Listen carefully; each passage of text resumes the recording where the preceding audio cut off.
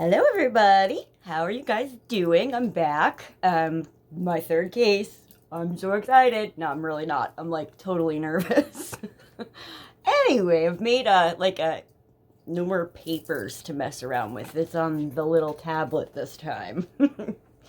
I'm working with natural lighting in here. It's like 4:40 in the afternoon as I'm recording this, so the sun is going down, but I don't know. I think this light might be a little bit better than, turning everything on in the room. Okay, so today I'm going to talk about Chris Watts. Yeah, we all know him, don't we? Most people do. If you haven't, I highly recommend the Netflix documentary. It's called American Family, or American Murder, something like, yeah, American Murder, The Family Next Door, something like that. It's about the Watts case, and if you just search it, you'll find it. But that is the best documentary I've seen on this particular subject. Now, the reason why this case is so interesting is because the victim, she was always on live, like always on Facebook Live, like trying, because she was a salesperson, so she was always on the internet, putting their lives out there. So basically, through her posts and cell phone data between, like her text messages and things she was saying to her friends and family, that like everything, you can like watch this happen. It's crazy. Okay, so let me kind of explain what happened here. So we're gonna start off. I'm doing this in order by date. Okay, so we're gonna November 3rd of 2012. Chris Watts and Shanann Rusek got married. They got married in Charlotte, North Carolina, because they are both from the state of North Carolina. They met through Facebook. Shanann's cousin recommended that she be friends with Chris because I guess she thought that they'd make a good match. And it turns out they fell head over heels, super fast, madly in love with each other. And I mean, in the early days of their relationship, they were like super adorable together. And back then, Chris was a little chubby. Like, he really was overweight. I will show you a photo. Yeah, so that's pretty much what he looked like when they got together. And I'll show you a couple of pictures from the wedding. Yeah. She was a beautiful bride. I mean, she was beautiful, period. But yeah, in that dress, she was like a goddess. You know what I mean? Like, totally beautiful. By the way, have y'all tried Ghirardelli's liquid caramel sauce? Oh my god, it's good like over ice cream, or if you put it in your coffee. Oi, oi, oi, it's so good. Okay, excuse me, I'm like dying for coffee. So good. Alright, so, so they got married in North Carolina. A while after getting married, they decided that they wanted to, kind of get out there and do their own thing. And Shanann had some friends that were already living in Colorado, and they went out for a visit, and they fell in love with it. They just, they were like, this is where we want to be. So, for roughly a year or so, they were staying with a friend of Shanann's because their house was being built, I guess. And on December 17th of 2013, they had their first baby girl. Her name was Bella Marie. She was the spitting image of Chris. I mean, it's like scary how much she looks like her daddy. Basically, if Chris was a female, like, his pictures when he was younger would look exactly like Bella. Adorable little girl, so cute. And yes, she did look like her daddy, but that's all right. I mean, she was the most adorable little thing. Real shy, like, I don't know, babies are cute no matter what, but Bella was always a little on the shy side. Then in July 17th of 2015, they had their second daughter, and her name was Celeste Catherine, and for short they call her Cece. Completely the opposite of Bella. So outgoing, so loud, so like in your face, never wanted to sleep, running, running, running, running, running. Right, kind of reminds me of how my daughter was. My daughter never used to stop. She was always on the go. I mean, no, it was annoying, but she slept good. You know, like, and I'm pretty sure that's probably how Cece was. Um, okay, so a little bit more about them, Chris and Shanann. In 2015, in June, they actually had to file for bankruptcy. Now, this was, well, they together had a $90,000 a year combined income, roughly. And that sounds like a whole lot. And, it really is kind of a bit. But they had credit card debt out the wazoo. Like, if you look at their house, which, let me show you a couple of photos. Now, Shanann, she made this house so beautiful. Like, with the paint colors that she chose, and Bella and Celeste had their own bedrooms. They had a playroom. They had a giant basement. They had, a backyard with a swing set and everything for the kids. I mean, it was like a dream come true. The house is beautiful, right? But, I mean, it came with a $3,000 a month mortgage. And I guess, that doesn't seem like it's too bad to people making 90 grand a year, but, like, they already had the credit card debt out the wazoo from, furnishing that house, I think. Mostly, I think that's what it was from. Then student loans, then medical bills, and they also, their house that they built and were living in Frederick, Colorado, was in a not a gated community, but a community that had a homeowners association. And they were actually being sued by the homeowners association for not paying them, like, ever. They owed a whole lot of money. So, I think that's why they filed for bankruptcy, to kind of maybe get rid of some of this debt, because they were making money. It was going as fast as it was coming, or whatever. So, let's go ahead and jump onto 2018. 2018 was the year that everything blew up, basically. Beginning with the 5th of May, Shanann posted a 31-minute long video to Facebook Live, and here's something that she said, quote, "I love waking up now on Saturdays and being able to spend time with my family." She was saying how excited she was for summer coming, and, the summer months in Colorado are beautiful and there's so much to do. And then she also said, "I believe everything in life happens for a reason, and I also believe people are placed in our lives for a reason." And, as she's making this 31-minute long video, Chris is behind her playing with the two kids. Like, they're like this adorable little family, and Shanann loved to show them on, Facebook. So, on June the 11th, 2018, Chris came home from work, and Shanann was waiting in the kitchen for him, with her video rolling. I think it was even maybe Facebook Live. But as he walked in the door, she was wearing a t-shirt that said, "Oops, we did it again." And this is how she told Chris they were having baby number 3. Yeah. So, what does Chris say? He actually says, "That's awesome." He's so excited. But he actually makes a joke about how because the pregnancy test was, I guess, pink in color. And he's like, "Oh gosh, it's pink. Does that mean it's a girl?" And she's like, "They can't tell that right now. It's this big." So anyway, they're giggling, hugging, and it's all a happy moment, right? So we thought. All right. Now, on the 17th of June, which was later that month on Father's Day, Shanann posted another video on Facebook saying the following.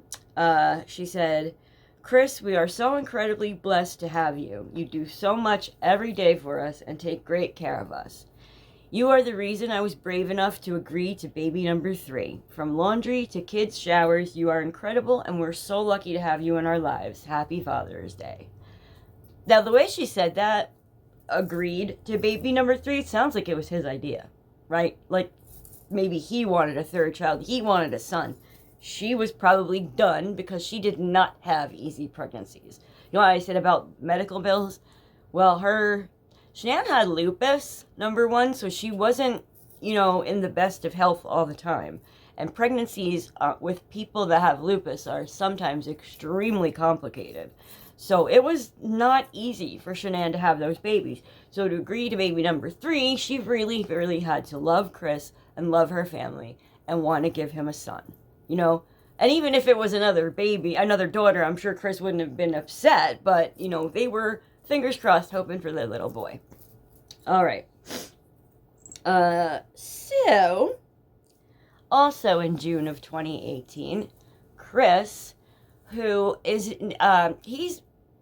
he works for a company called Anadarko Petroleum, and he was like an oil company. He was like I can't remember what his title was, but he was like in charge of a group of people, and they would go to different locations where Anadarko has their big oil batteries. They're like, an oil battery is a tank, basically, but not like the big giant ones. They're like sort of like medium size. Here, let me just show you, right? Duh.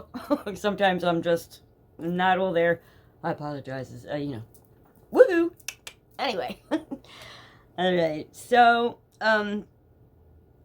so he's working there, and he meets this woman by the name of Nicole Kessinger in the month of June. Now, also in the month of June, Shanann had been planning to go home to North Carolina for a long time, because the kids were not in school yet. They were both, Bella would be starting kindergarten later that year. She's 4, and maybe it wasn't even kindergarten, I'm not sure, but anyway, they were going back to school/daycare in the fall when kids go back to school, in general. So Shanann took the kids to visit their family in North Carolina for 6 weeks, because number one, little Cece, the second child, had never met Shanann's brother, Uncle Frankie, so it was like a big deal for Cece to finally get to meet Uncle Frankie. And they were also going to be celebrating Cece's birthday while they were down there, because you remember I said it was in July, so they're going to have a birthday party for her in North Carolina with all the family. So Shanann had planned on staying with her parents, and visiting with Chris's parents, but, maybe like a weekend or two. And then, the last week of their trip, Chris was going to be flying in to join them. So, he was for the last week, they were all gonna be in North Carolina and take the kids to the beach for the first time, and take them into the waves in the ocean. So adorable. And, anyway, I'm getting ahead of myself. So, sorry, I'm reading my notes here. No more paper. It's actually, on the screen here, so I won't screw up or be wrestling with papers. Okay, yeah, so Chris was supposed to fly out on the 31st to join them. So, back in Colorado, Chris is talking to Nicole Kessinger a whole lot. A whole lot more than he should be. You know where I'm going with this, right? Men, I tell you, men. Anyway, he, starts talking, they're talking to each other a lot at work, and people are looking, because they were constantly, every time Nicole was in the office, so was Chris, they were starting to really, I don't know, have a thing for each other. Now, Chris has 2 kids and a pregnant wife at home, and this man had the nerve to tell Nicole Kessinger that he and Shanann were in the middle of getting a divorce. They were no longer in love. They don't sleep in the same bed. She's in North Carolina with the family. He's here. And hopefully by the time she gets home, we can finalize the divorce. That's what he was telling Nicole Kessinger. Who, by the way, she's not an ugly girl, but compared to Shanann, she's boring. I'm sorry, I shouldn't be mean. I just don't understand why Chris would want this instead of this. It's like, where do you have a problem figuring out, bro? Like, anyway. So they, Chris and Nicole, like, she would be at the office, and, Chris would come in and pass by her office to go to, the kitchen. I mean, in the building, they have, every offices have kitchens, but he had to walk past her office to go to the kitchen, so he was always going to the kitchen while he was there. He wasn't in the office a lot, let me put it that way. He was usually out in the field. But I think like on a few days a week, they would go into the office first to, like, get their paperwork and whatnot, and, kind of, like, have meetings and shit like that. And I'm not really sure, like, what they did on the sites, but there were a bunch of them, okay? They had a bunch of different, like, spots where they had these oil batteries that they were responsible for. Nicole was she was contracted to Anadarko. She didn't work for them. She was working for a company that, let me see,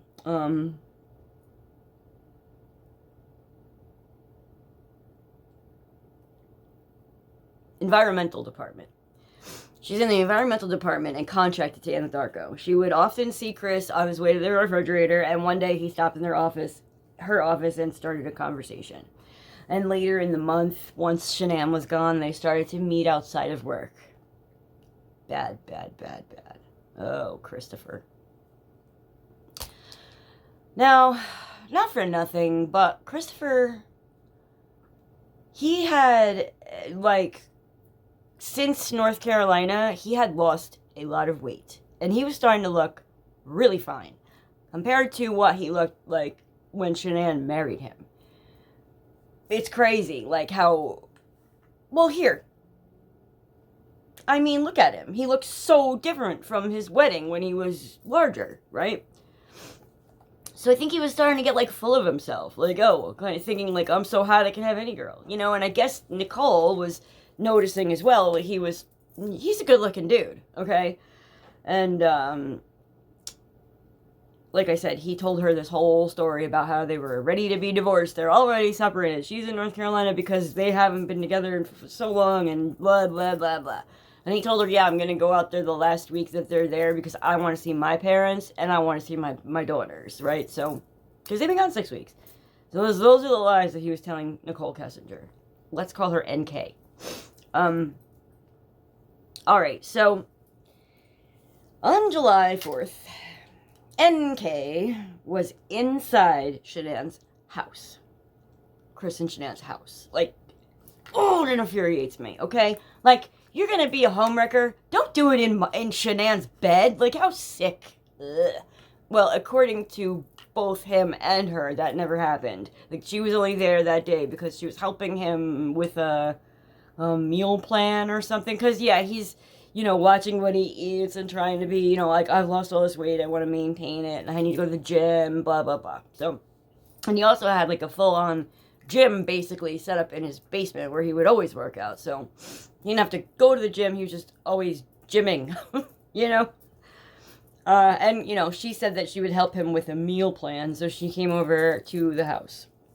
And in the house, she saw the pictures of Shanann, the pictures of the babies, the pictures of them as a happy family. And she, like, kind of had a freak out for a minute. Like, what are we doing? This is, like, I think you should try to make it better with your wife. Like, blah, blah, blah. So, I mean, that's what she says happened. I don't know. This girl, to be honest, I'm going to do a whole nother video on her because I think she is shady AF. I'm not even kidding. Like, yeah, she needs her own video. So I'm not going to go that detailed into, her in particular while I'm telling this story. She is a huge part of it, but there's a lot more about her that needs another whole video.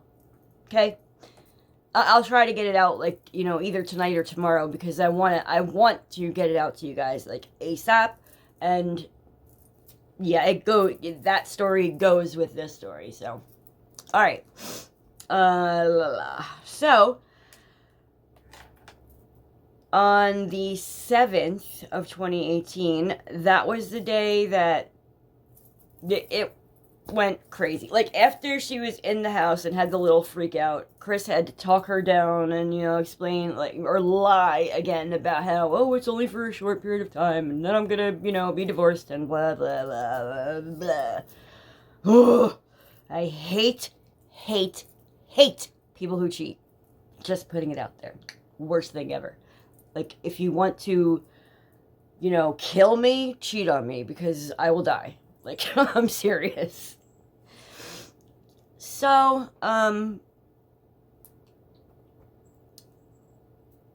July 14th, Chris takes Nicole to the Shelby American Collection Car Museum where they looked at a bunch of Mustangs, because apparently Chris has a thing for Mustangs ever since he was younger. Like, he was a mechanic. He was a mechanic for a while. Like, him and Shanann both worked at a car dealership before he started working for the gas company. Like, she was a car salesman person, and he was a mechanic at this Ford dealership out there in Colorado. Okay. And then on July 28th, now mind you, the entire month of July, Shanann had been gone with her kids, and Chris was with Nicole 3 to 5 nights a week. Like, he was just staying there at her place. Like, crash. Like I said, I hate cheaters. This is like, it makes me sick even talking about her, because I just... Homemaker! Okay. So yeah, on the 28th of July, Chris took her to, Nicole, he took her to the Great Sand Dunes National Park, which is there in Colorado, and they have a bunch of photos and videos of them.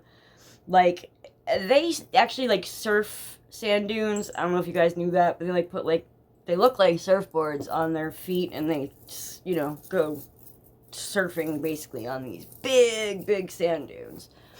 And then, of course, they slept there, they camped in a tent, all romantic, and Nicole made a video, like, and she's like, I'm so happy to be with you, Christopher, mwah! And I just wanted to barf all over the place, because, blah!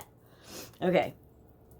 I mean, blah, like, I hate the fact that they were doing this. It's not like I think she's blah. I mean, I'm just angry, because I don't like people who do that. Like, let me tell you that. That's how my last relationship ended, and I am still not over it. After it's been like 2 years, I need to stop this, but I can't. Okay. So yeah, that was on the 28th. Now on the 30th, Chris wrote Nicole this stupid sappy love note. I think it was in a birthday card or something, or maybe it was just in a card. Like, it was all this crap about how much he loves her and stuff about, you make my heart race, and let me see if I find it. I will, stick it up here so you guys can see it. All right. And I don't know. I gotta check when I go to do the editing on this video. I will look and see if I can find, a photo or something, a scan of that sappy note that he wrote her. That was the day before he left to go to North Carolina. So, yeah, on the 31st, he went down to North Carolina, and there's, like, video of the girls running up to him in the airport. Like, they were so freaking happy to see him. You guys, it is so sweet, but also it hurts so bad to see it, because, like, what's gonna happen, like, which really sucks. Like, oh my god. Like, the video is so cute, though. They go running up to him. Daddy. I'm so happy to see him. But then, like, and while he's there, down, visiting with family and spending time with his kids, Nicole is texting him, NK is texting him, like, constantly, like, just being ridiculous, like, jealous and obsessive, and did you talk to her yet? Did you just nasty. Like, she's, push, she wants this divorce, and she wants it now, right? And, Chris hadn't even talked about that with Shanann. Like, he totally lied to Nicole, and now he's feeling like he has to tell Shanann that he wants a divorce. But he's nowhere near where Nicole thinks he is, okay? Like, he hasn't, like I said, he didn't even bring this up to Shanann, breaking up, or leaving her, or getting a divorce. As far as Shanann knew, they were having a baby, and they were happy, and it was going to be baby number 3. You know what I mean? They found out also that it's a boy, so they were totally excited. They were going to have a gender reveal, but, like, because of the way Chris was acting, Shanann canceled it. Like, he was acting like a guilty son of a bitch. When he got to North Carolina, he didn't hug her, didn't kiss her, didn't sit next to her, nothing. He treated her like garbage. He barely even acknowledged her presence. He was even really short and snippy with the kids, which he had never been before. He was always like a great dad. So it was obvious something was up with him, and I'm sure she knew, but she was in so much denial. I mean, come on. She's pregnant. She's about to have another baby, and it's not an easy thing for her to be pregnant to begin with. Like, this could have made her have a miscarriage, made her, you know what I mean? Like, it really could have been very, very bad. He was just acting like a scumbag, you know, like, just being a jerk. And everybody noticed, you know, it wasn't just Shanann. It was everybody was like, what is wrong with him? Why, you know, what? She didn't know. She was just really, really upset about the whole thing. And, like, you can see it, 'cause she was texting her friends and saying, like, he's so cold. He won't come near me. Like, I don't understand what I did wrong. And it was just so sad to see these texts to this, like, between her and her friends, which are just, like, so sad. Like, and her friends are trying to, like, encourage her, like, trying to make her feel better. They're like, you know, Chris loves you so much. He would never do anything to hurt you. He's not gonna leave you. It's gotta be an explanation for this. This isn't him, and yada, yada, yada, blah, blah, blah, right?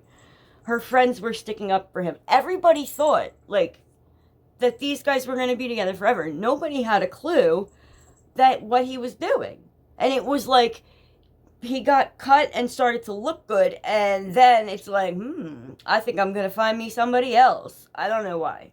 I heard that a lot of people do that, though. Like, when people lose weight, it gives them all this confidence, and then they go do stupid shit, like cheat.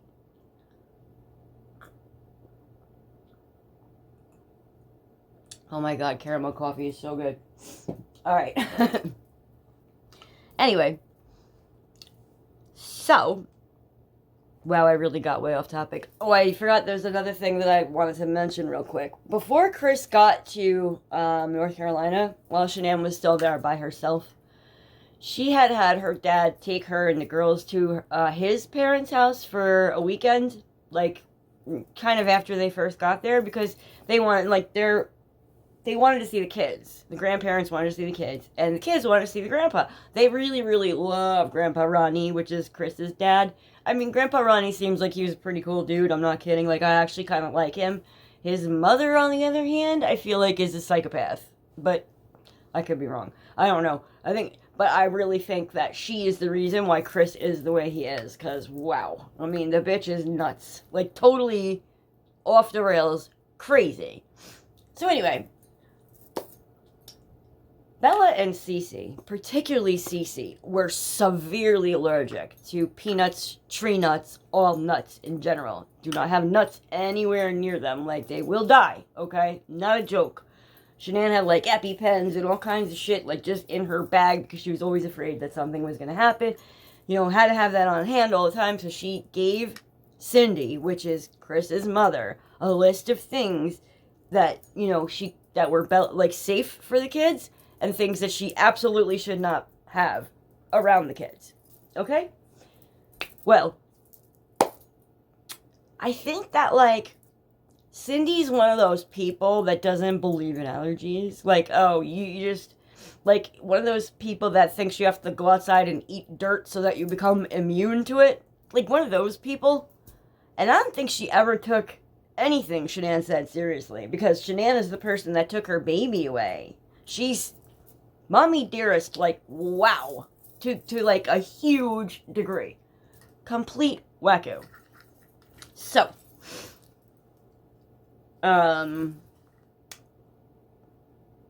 she knew better, but for some reason there was a refrigerator full of ice cream with nuts.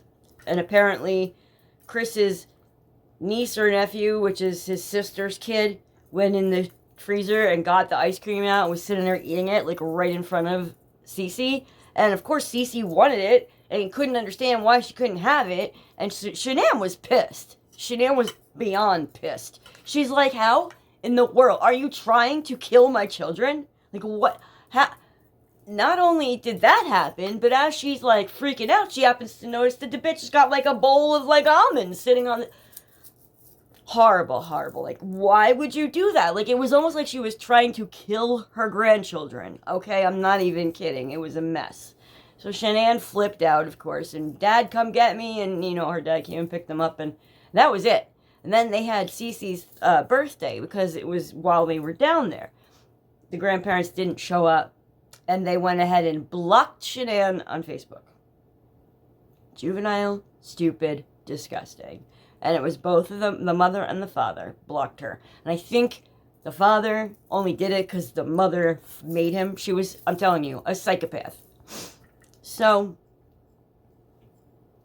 I guess also while Chris was visiting there and everybody could see like that he was acting like an asshole, he told his family that he was cheating on her. He told them he was with somebody else and he wanted to get a divorce. And he told them that he was afraid that when he told her, she was going to flip her shit and do something crazy, right? So they're having this conversation, the dad, Chris, and his sister, Jamie, right? And Dad and Sis think it's a good idea maybe to have Chris write something out about how he would never hurt his family. Why in the hell were they thinking they had to do that? You see what I'm saying? Like, why would any family think they had to do that? I don't know. Anyway. So this is all Chris's side of the story. Once I hit what's going to happen from here on, because, well, Shanann's no longer around to give her story.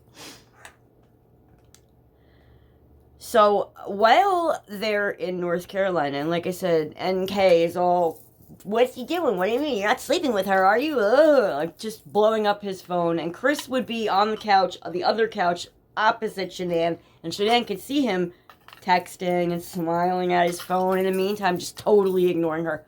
Now, that's how I figured out he was cheating. Because of all the texting and smiling while I'm sitting next to him. Like, who are you talking? And then when I try to, he's like all secretive, you know? Let me tell you, men suck. They suck so bad. Not all men, but a lot of men. Cheating men suck. I can't help myself, you guys. I can't. It's still really raw.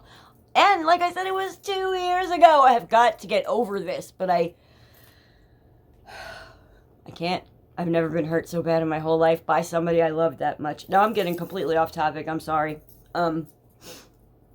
It's just that anytime I talk about cheating, I think of him, and it makes me want to... I'm not gonna cry, damn it. Sorry. Okay. On August the 4th, while the family was still in North Carolina, NK, Miss Nicole Kessinger, is sitting there on Google looking at wedding dresses for 2 hours. Yeah, that's amazing technology. You know, when they got her phone, they were able to see this. And she was actually searching and looking at wedding dresses for 2 hours on August 4th. Now, August 8th, they say goodbye to family and head on back to North Carolina.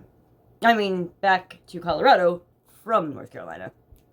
They got home on the 8th. Now, on the 9th, the following day, Shanann had a weekend business trip she had to go on. So, now, before when I was talking about how they have $90,000 a year, like, income, Shanann was she was a car dealership salesperson, blah, blah. And then she worked in a hospital for a while on the overnight shift. And then she eventually ended up selling Thrive. through a company called Lavelle. Now, Thrive is, hang on one second.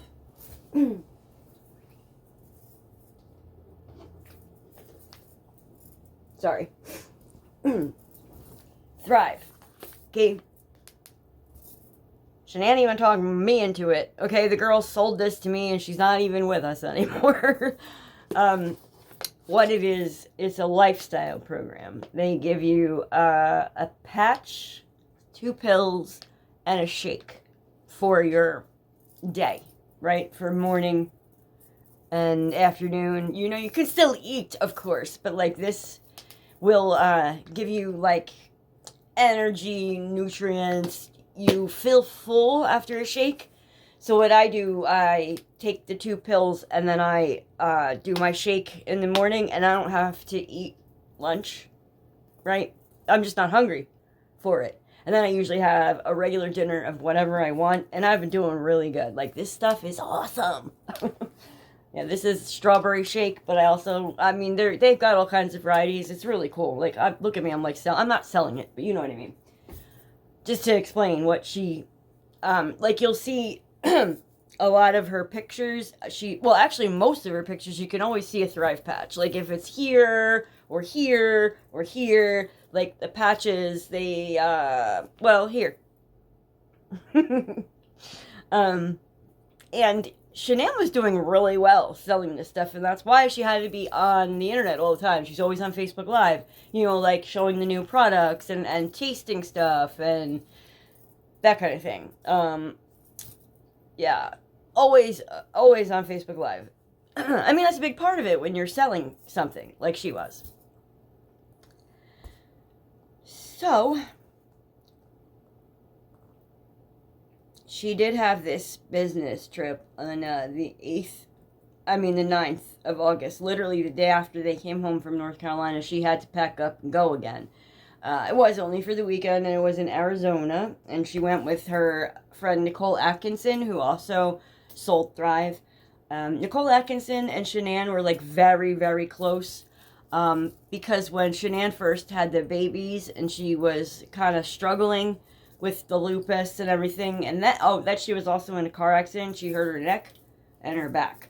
So her mom, or her parents, both her mom and dad, came out from North Carolina and stayed with Chris and Shanann for quite a while to help out with the kids. Like, they set up an entire like bedroom and everything for them downstairs in the basement. So they had like their own little space. I mean, it was not a small house. The basement was huge, and it wasn't like, you know, spectacularly finished, but it was safe, and it was, you know, I mean, oh, here.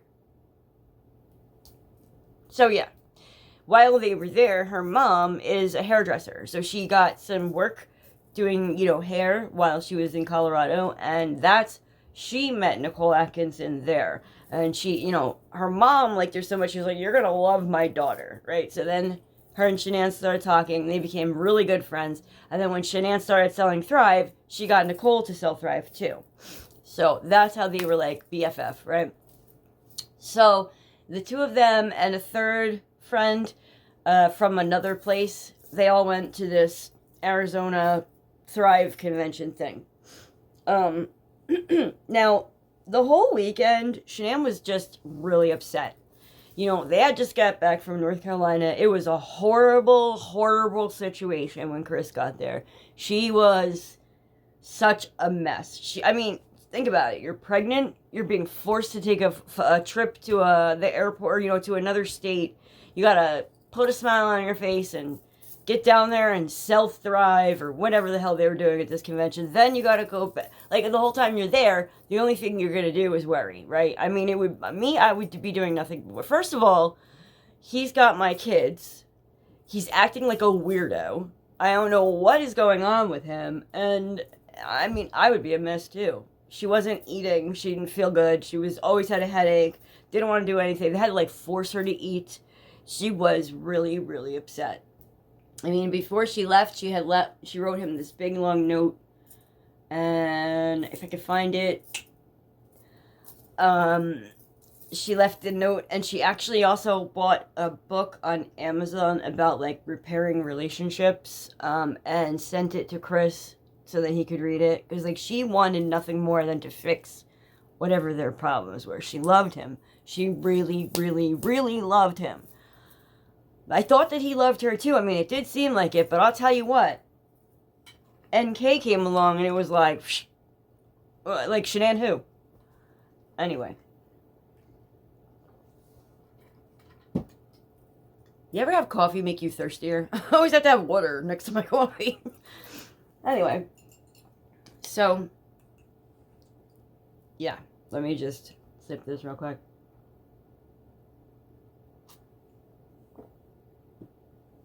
Okay. So, Shanann had also told the friends that she was with, you know, how she was gonna try so hard to, like, make sure that she could fix whatever was wrong, because she was determined she was gonna, you know, have this baby, they were gonna be a happy family, and yada, yada, yada. Now, she also told them that she had a prenatal appointment set up for the day after they got home. No, she's really excited about that. Every time you get I think she was getting a sonogram too. So she was, you know, anytime you have one of those, it's exciting. It's to see the baby, right? So she's all excited. And yeah, so the night of August 13th, 2018, Nicole Atkinson dropped Shanann off at home, on the Ring doorbell camera that they had at their house there. You can see Shanann coming up the steps and going in the house. You see Nicole Atkinson drive away. This is, I believe, 1:48 a.m. Now, from here on out, this is according to Chris, okay? Only Chris. He said Shanann crawled in bed with him. She put her arms around him, like kind of spooning him. For some weird reason, he actually rolled over and had sex with her. Now, they had not had sex in a long time. He was acting like a freak the whole time they were in North Carolina, so Shanann thought this was great. Like, oh my god, you know, like, it was probably, like, while it was happening, she was thinking, oh, it's over, he loves me, it's not, you know, whatever it was, it's not a problem. You know how you get in your head when you're like that with someone. I mean, I know I did. I could, like, I hated him, I knew what he was doing, but anytime I had his full attention, I felt like maybe I had another chance. Which is ridiculous, I know. Sex is sex, and especially with men. They don't even give a shit.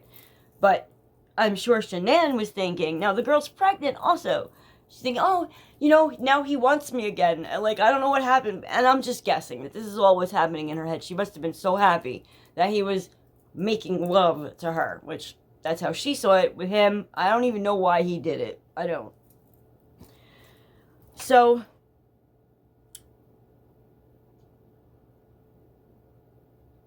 she asked him that when he wakes up to go to work, would he please wake her too, because she wanted to take a shower and stuff to wash the airport off her before the kids got up. So he was like, yeah, sure, you know, because he gets up at like 4:30, 5 o'clock to go to work. So he woke her up, and he told her that he needed to talk to her about something. He says that he straddled her. I don't know why he would do that, but he said he was, like, sitting on top of her and explaining that he didn't want to be with her anymore. He didn't think they were going to work out. He doesn't want the baby. He doesn't want her. He wants to just get divorced. Shanann is floored. Like, what? I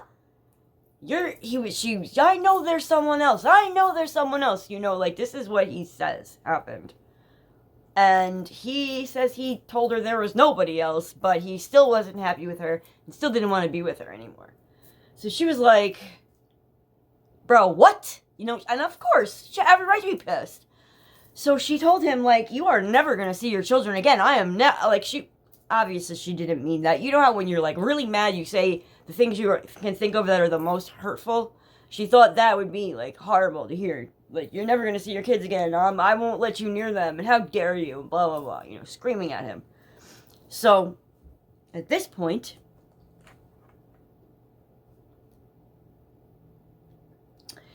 it pissed him off so bad that he put his hands around her neck and he strangled her to death. right there in their bed, right after he had just had sex with her. Like, sick freak. I can't believe it. I mean, she was a beautiful woman. She was an extremely good mother. She loved him more than anything, and it was always, all the time. People say she was bossy and over, like she made him clean the house and blah, this and that, and she was a horrible, yada, yada, yada. Like, they made her out to seem like she was this horrible person, just because, like, I mean, I guess she did kind of wear the pants in the family. Anything she wanted, he went along with, but he was very passive. And that's how they always were. So now they're saying that, like, he was, like, so wound up from her being so controlling all this time, and when he finally, like, snapped, oh well, that's how people on Chris's side were seeing it. So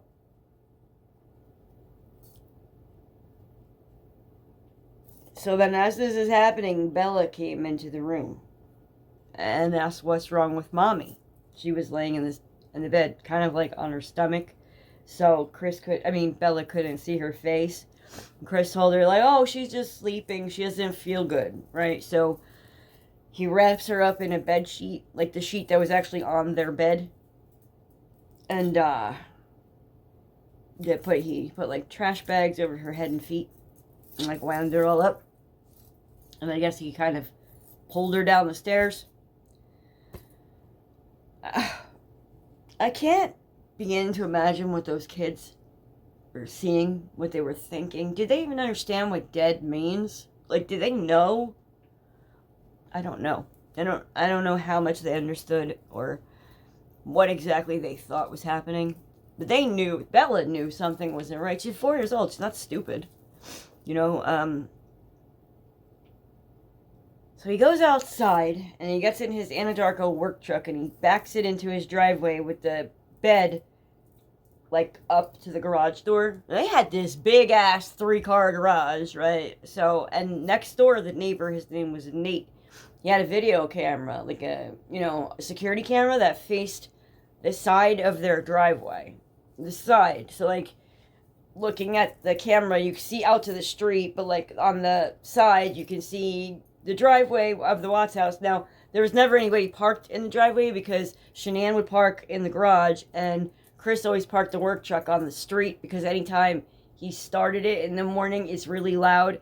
And if it was in the driveway, it would be right below Bella's bedroom window. So it woke the kids up every time. So then he would park out in the front of the house.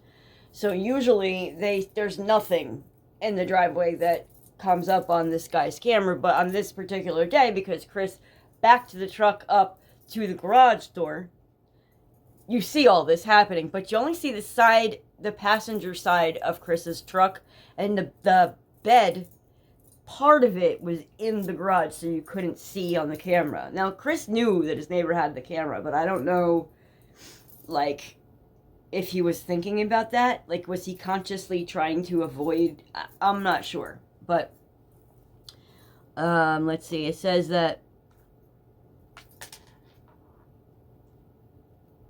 okay, yeah, you can, on the camera, on the video, like, you can see him going back and forth in and out of the house over and over again, like, putting stuff in the bed of the truck and, taking stuff out, moving stuff around. Now, he says that he actually came and put Shanann in the back seat on the floor in the truck. This was one of those extended cab trucks, and it had an actual back seat. So he said he put her on the floor of the back. And then the man had the balls to pick his children up and sit them on the seat right above their mother's dead body, where their feet were like touching. I mean, not touching her, but they're, baby or little, so their feet weren't touching, but they were dangling over Shanann's body.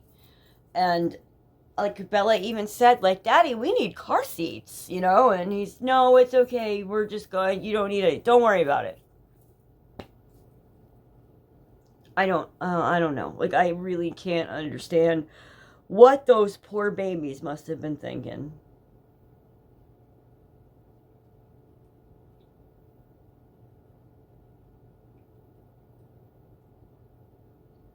Anyway.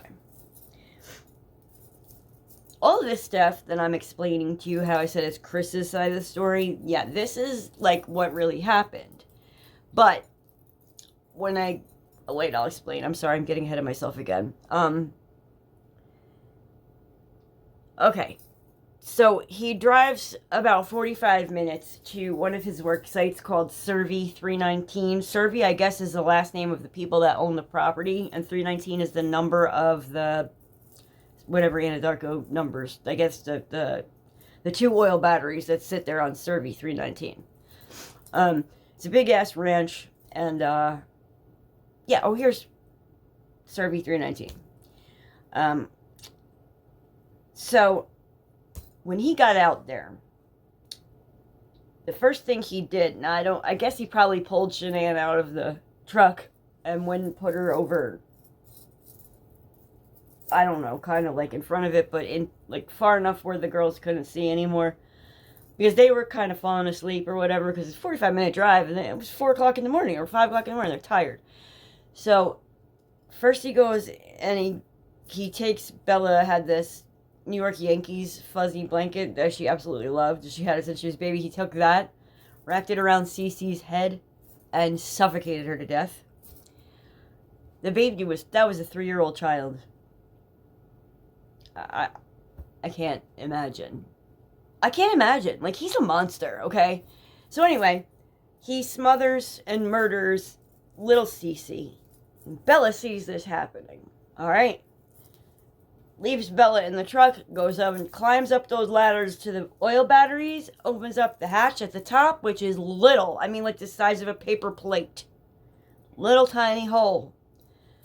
And he drops his little girl into this giant tank full of sludge, oil, water, nasty, nasty shit. You don't even want to know what happens to a body when it's submerged in crude oil. Oh my god. Like, I would never have been able to handle being one of those people that had to recover them. I'll get to that. So, now here's the part that really, really crushes me. I think personally this part right here that I'm about to tell you is the worst part of this crime. When Chris came back to the truck, it was only Bella left. And she said, "Is what happened to Cece going to happen to me?" Daddy, please no. Daddy, no. The last 2 words that poor little girl ever said, because he picked her up and he did the same thing. And she fought. She fought him as hard as she could. 4-year-old little baby, she was fighting for her life, and she didn't even stand a chance. I mean, the dude was huge. Like, muscles. Not huge, but huge compared to her. Shanann has a video of her, Bella, singing, "My daddy is a hero. He helps me grow up strong." I can't. You guys, like, what that poor little girl must have been feeling and how horrible it was. He actually said that he doesn't even remember if he answered her when she asked him if that was, like, is that going to happen to me? Like, I had to pray, for real pray, that it was quick and she didn't suffer too much. And I really, really pray that she wasn't just unconscious and had to be thrown into crude oil and then wake up and drown. Like,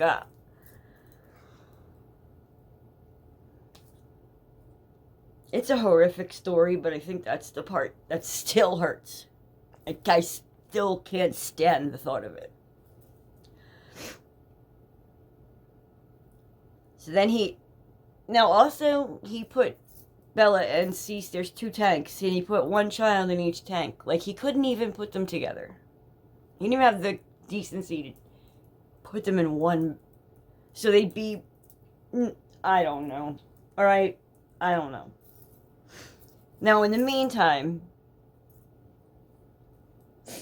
on the ride, Bella had said something about it smells bad. Well, it's because Unfortunately, Shanann had a what's called a coffin birth, which is when someone passes away that's pregnant, the gases that are built up inside your body that push, like, you know how they say sometimes dead bodies make sighing noises or, you know, weird sounds. It's because, like, as the body is dying, basically, it's pushing usually when someone dies, they evacuate their bowels, they lose their everything that was in their bladder, everything comes out, right? Well, in Shanann's case, it was everything, including the baby. So this son of a bitch, this sick pervert son of a bitch, threw her with the baby into a shallow grave, right? He would not even close to the batteries. Like, I can't, you guys, I can't. Yeah, so I mean, people started coming to work, and he was all done with what he had done, and he just went on his day like normal. Nothing happened. I'm just at work. So, in the meantime, now this is, like I said, August the 13th, and later in the day, around 1 o'clock, well, 1:30-ish, Nicole Atkinson, N.A. Nicole, like, I know there's N.K. is Nicole Kessinger, the one that Chris was messing with, and Nicole Atkinson is Nicole A., so I call her N.A. She was growing concerned because she had been calling and texting Shanann all morning, and she had not replied, and Shanann is not like that. Shanann, like I said, lived on Facebook. Her phone was, like, attached to her hand, like, probably surgically. I'm just kidding, but, like, she didn't go anywhere without her phone, and she always replied to messages and phone calls. But nobody could reach her that morning, so obviously Nicole Atkinson's starting to get really worried because she knew that she had that doctor's appointment. She knew she hadn't been feeling good all weekend. She was worried that maybe she was sick, or, you know, like she had lupus. Did she pass out at home, and are the kids freaking out because they can't help? Like, she was really worried. What's going on? So she drove over to the house and walked up on the porch and looked in the window and everything, and there's, like, no signs of life anywhere, and right inside the doorway on the floor, she could see Shanann's shoes. Now, I don't know, I guess everybody has, like, a favorite pair of shoes, so this was hers. This was the pair of shoes that she always wore, and they were sitting there by the door. And that really worried Nicole, because that's, you know, now that's, like, another reason. So she also pulled her car in the driveway, and her son and her daughter, or baby daughter, like, I don't know, toddler daughter, was with her, and her son actually climbed up on the hood of her car to look into the garage because it had those really high up windows, and he could clearly see that Shanann's car was in there. So he's like, what? Nobody could figure out, like, what? She's not answering the door. They were very worried. So they started to call, or rather, Nicole, well, first she called Shanann's mom and asked, like, in North Carolina, like, and asked her, do you know anything? Kind of, and told her, like, I can't find Shanann. So they called Chris at work. Chris said, oh, she's fine. Yeah, this morning she told me she was going to take the kids to a friend's house on a play date. I don't know what friend, but yeah, she's fine. Oh, she's not. No. You know what I mean? Like, they were, I don't know. They knew that he was full of shit. So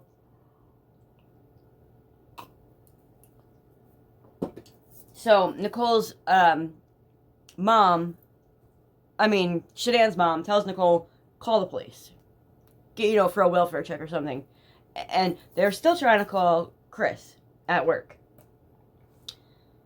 They spoke to Chris. They just weren't, they were not good with what he said. They were still very worried.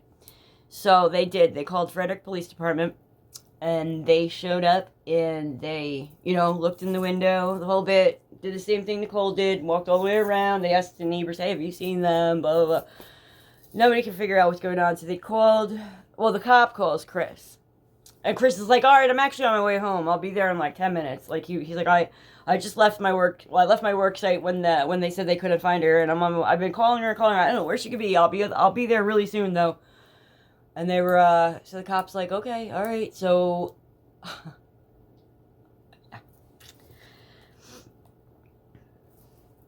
now, the invention of police body cameras is like amazing for me, if you ask me, because um, they had a huge part in this case. I'm sorry, I'm getting really warm. Huge part in this case because well, if you watch that Netflix documentary, you can watch all of this happen. Like, you can watch as Chris gets there and shakes hands with the cop and opens the garage door. Now, this is what happened. He went in to the garage and he real quick opens the door of Shanann's car and he looks in and he like crouches down and it looks like he takes something from out of the car. My theory is it's either the wedding rings or her phone. One of those two things I think he had stashed inside her car while he was doing that loading the vehicle in the morning. Well, I mean, loading his truck in the morning. I think that he stuck something in Shanann's car. Because I think that when he got home from work, he was going to take the car and go ditch it somewhere and act like she got carjacked or something. Like, I think that was his plan originally, but everything got blown to shit because Nicole called the cops. Thank you, Nicole Atkinson. The girl is a friggin' hero, you guys. I would love to have a friend who loves me the way Nicole Atkinson loved Shanann. That is a true friend. Unbelievable, right? Like, it makes me cry because they had such a beautiful friendship.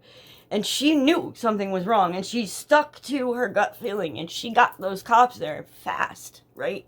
Like, if you think about it, it was only like less than 6 hours ago that he did this. And the cops are already at his house. That is a good friend. Y'all, you know what I mean? Seriously. So, they go in the house. Actually, I'm sorry. Chris goes in. Yeah, he makes them wait. He's like, okay, let me go open the front door for you guys. So he does the shady shit in the car. He goes in the house through the garage door. He's in there for like a minute. And then he opens up the front door. So I don't know what else he was hiding, but he was doing something in that minute. Like, maybe whatever he took out of the car, he was stashing. Like, if it was the phone, he was hiding it somewhere. If it was the ring, he was putting it in the bedroom or so. You know what I mean? Like, he was up to something in that minute. But anyway, I digress. They come inside, all of them. You know, it was Nicole and her son, Nicholas, and her daughter. I don't know the daughter's name, but she's like a toddler, like a little girl.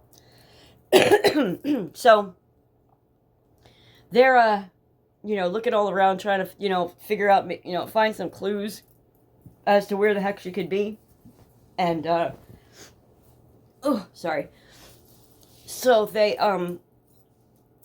end up finding her purse sitting on the kitchen counter, which has all the girls' medications, their EpiPens, the shit, like I said, Shanann never left home without. Her car was in the garage. Her purse is on the table. Her phone, at this point, they don't know where it is. But Nicole Atkinson's son sat down on the couch and happened to feel something weird. Sure enough, Shanann's phone was stuffed behind the cushion on the couch.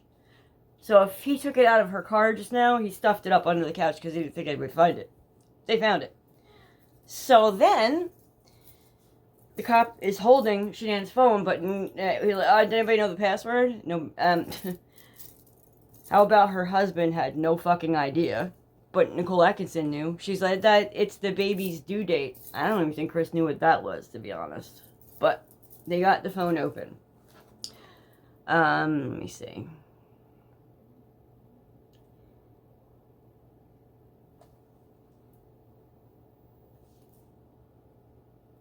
Okay.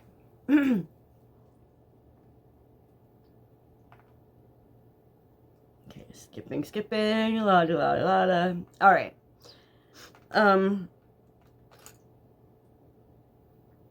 Okay, so now after they got the phone, they got everything they could figure out. They're calling everybody on her contacts list. Nobody knows where she is. So the cop at this point is like, all right, they officially made her a missing person. They started putting the information out everywhere. It's going on Facebook. It's on the news. It's blowing up all over, the country. Everybody's looking for this woman and her two daughters, this pregnant woman and her two daughters. FBI and CBI, along with Frederick, the police department. Chris's dad said that he was going to be flying in from North Carolina. He would be there in the morning, to help search and support his son. And the police asked him, Chris, like, hey, now in the morning, would you mind stopping by the station to take a polygraph? Oh, yeah, sure, no problem. I have to pick my dad up from the airport. I'll come right after. It turned out, like, when he left the police station, went back to the house, it was like a zoo with media everywhere. Because that's what happens, you know what I mean? Like, they were just, everybody was trying to get photos of Chris and get it, you know what I mean? So, he actually went and stayed at a friend's house, not Nicole, a friend of he and Shanann, a couple that they were friends with, Amanda Thayer and her husband. They were very close. Like, they were like, they would go on, like, double dates and stuff, So, when they found out what happened, they offered to, watch the dog. Because they had a really cute little doggy. So cute little puppy. And, Chris was obviously overwhelmed, so he was very grateful that they were able to look after the dog for him. And he did. He spent the night there instead of having to deal with the craziness at the house. And then in the morning, he went to pick his dad up from the airport. And, he did promise. He went right to the police station. So, now, mind you, his dad just got there from North Carolina. So he's, like, sitting in some, like, waiting room at the police station while Chris goes back to take this polygraph. And he takes it with this woman who, I forgot her name, but really cool. Like, she's a really cool lady. Like, super cool. Now, FBI, I think. But, she took the polygraph and she was like, dude, you, like, so failed that polygraph. Like, I know you were not telling me the truth. So you're going to want to maybe think about that. Like, we need to know where your wife is. And I know you know more than you're saying. And I did not lie to you, ma'am. I would never lie. No, I did not lie. The cops are just hammering at him. Like, we know you know. Don't lie to me. He says, finally says, can I just talk to my dad? And they're like, you know what? What the hell? So, and they have, like, the camera right in the corner of the room. So, the dad comes in there. They're going to know what they were saying. It's not like it was... And, Chris was trying to, sort of, like, whisper in a way. But his father wasn't. So, you could completely understand what they were talking about just from the context. I'm sorry, I keep itching because my nose... Like, see my piercing? It's just itchy. Oh, crap. Sorry, you know how when you're using your phone or tablet and you don't touch it for a little while and then it goes to sleep? Well, it's not sleeping, but... Come on, there it goes. Okay. Alright. Okay, yeah, failed the lie detector beyond belief. And after his dad comes in there, Chris finally says, like, I told her I wanted a divorce, and she said I would never see my kids again, and, I was, like, he was like, I was really angry, obviously, like, we were screaming at each other, and it was not good, and he said that he went downstairs to, like, make his, lunch for work, to take with him to work, and, as he's standing there making lunch, he happens to look at the baby monitor and he sees Shanann on top of Cece with a pillow over her face. Sure he did. Right. I believe that, of course. What a stupid story. And then he says that when he ran upstairs and Bella was already dead because her mother killed her and she was laying sprawled out on the bed and it was so traumatic. And, oh, I flipped out. Those are my babies, so I killed her. How lame, Christopher Watts, how lame. How stupid do you think we are? We really are supposed to believe that because you're gonna leave, she's gonna murder her babies? Ridiculous, okay? Ridiculous. I'm angry even thinking about it. So, yeah. He said Shanann killed the kids, and he killed her because he was mad that she killed them. There was nobody that was believing this shit. So anyway. Oh, so, you know, after he told his dad, and then the cops came back in the room, and he told the cops the same lying, stupid, ridiculous story.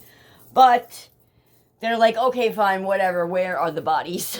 You know, like, I don't give a shit, just where are they?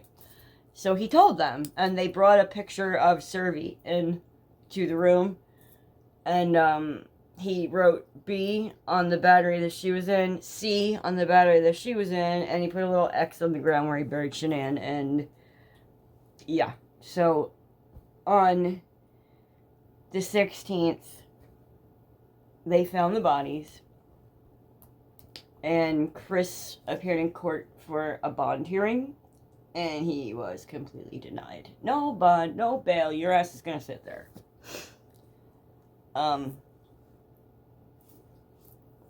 Horrible, right? Just horrible.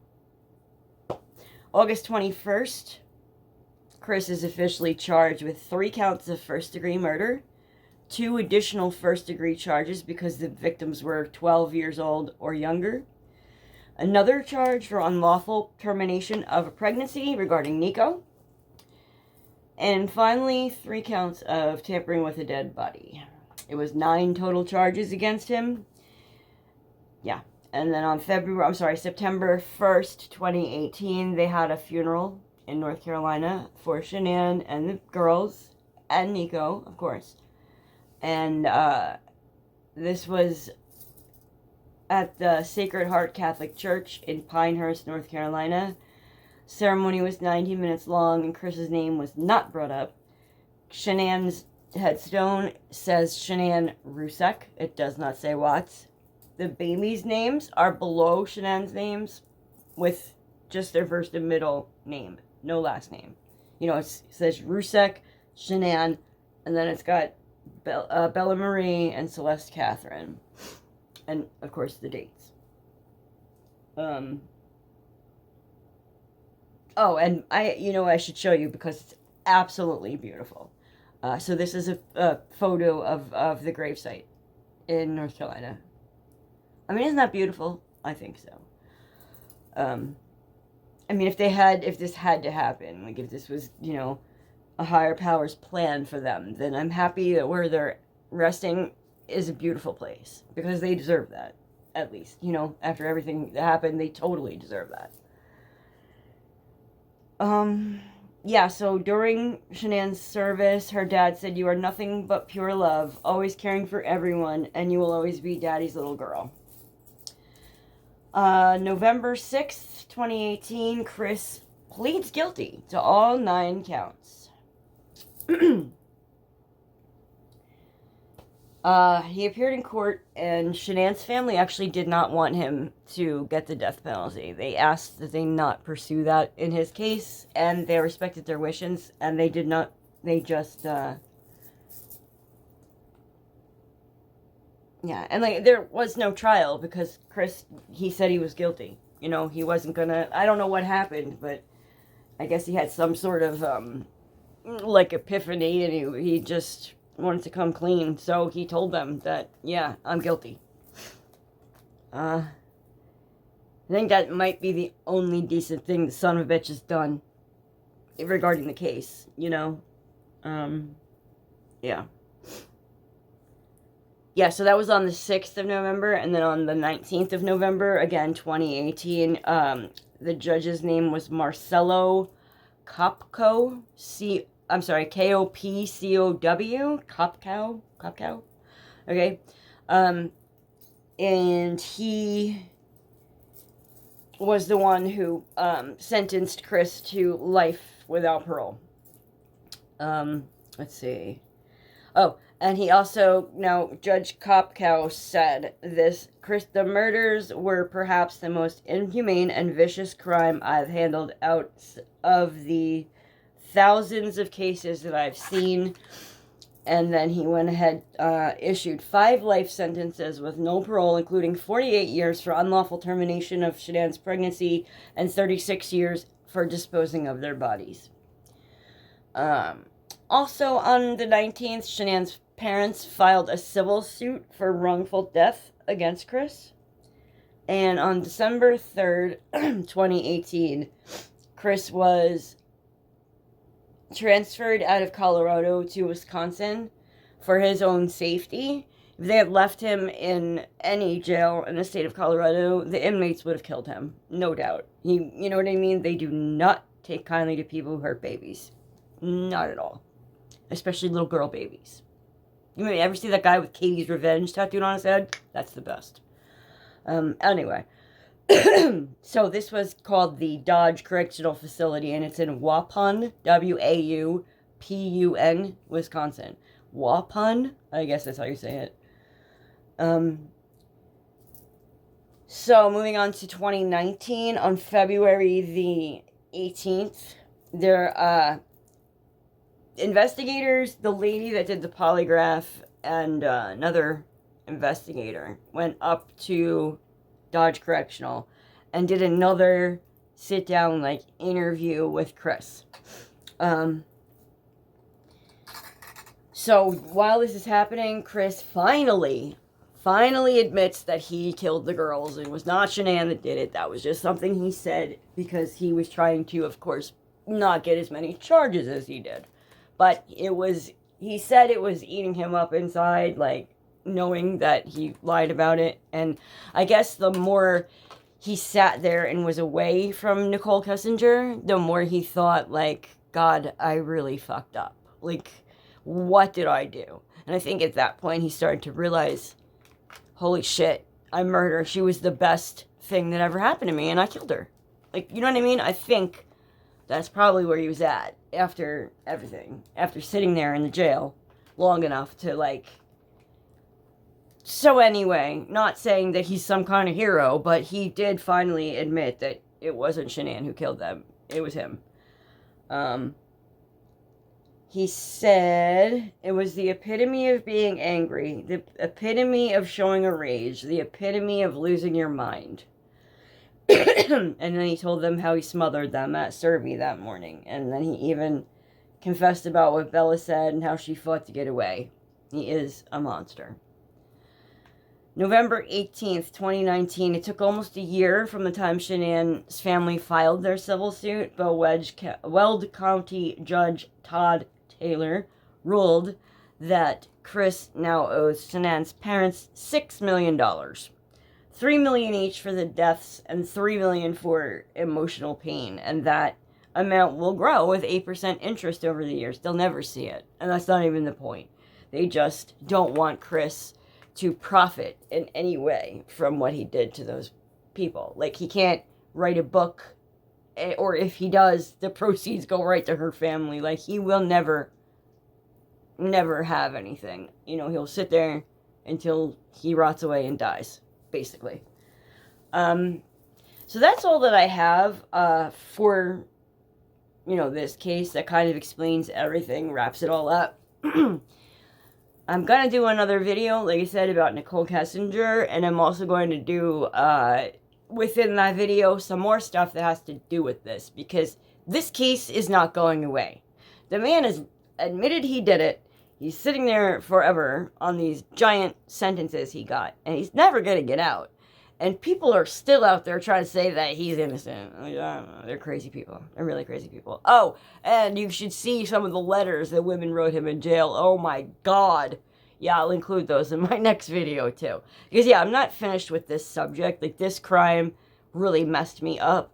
But we're already at 1 hour and 20 minutes in this video, so I don't want to keep on blah, blah, blah. I'm going to go ahead and make another video, like I said. And probably within the next day or so, because I'm going to, like, finish up, you know, kind of outlining it the way that I did with this, and then I'll just go ahead and record. So hopefully, you know, it won't be long, I promise. But I'm not leaving you on a cliffhanger. I explained what happened, you know, like that was the whole story, beginning to end. There's just some crazy shit that I didn't get into, that I will, though. So anyway, yeah, so thank you so much, guys, again, for being here, for coming back. I'm still not the best at all of this video editing and processing and whatnot, but I'm really working on it. I mean, each time I edit a video, I get a little bit better at it, so hopefully soon you'll understand where I'm coming from a lot better, and I'll be able to, you know, do cool stuff like make an intro and all that. I don't have a clue how to do that yet, so I appreciate you guys just hanging in with me until I figure out what the hell, you know, how to do this stuff. I'm gonna ask my friend Steven in Scotland for some help. The kid's great with a computer.